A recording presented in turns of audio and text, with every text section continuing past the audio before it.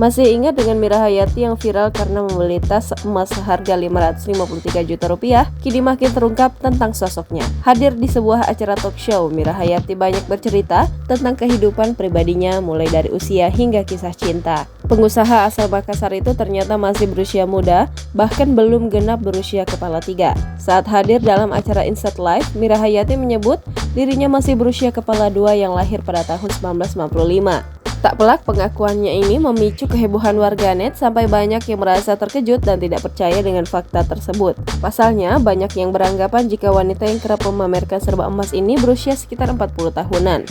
Perawakan Mira Hayati yang khas dengan bentuk alisnya dan bibir merah merona ini diungkap banyak orang tidak sesuai dengan umur aslinya. Namun ciri khasnya ini mampu mencuri perhatian banyak orang. Tak hanya itu, ia juga mengaku telah menikah di usia muda yakni 16 tahun. Saat ini Mira telah memiliki 4 orang anak, yakni 2 perempuan dan 2 laki-laki.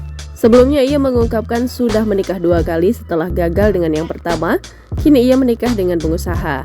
Diungkap Mira, kala itu ia pertama kali bertemu dengan suami keduanya lewat aplikasi taksi online.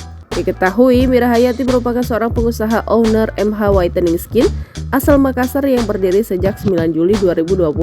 Motivator sekaligus penggagas produk kecantikan tersebut menjelaskan jika proses panjang melalui tangga kehidupan tak membuatnya lupa untuk merangkul orang lain menuju kesuksesan. Melansir akun TikTok @mirahayati91 yang memiliki followers 151,4 ribu ini kerap memperlihatkan hidup mewah. Wanita bertubuh berisi ini sering mengenakan perhiasan emas, mulai dari galung, gelang, hingga baju yang dibaluti emas. Jangan lupa subscribe, share, komen, dan like ya!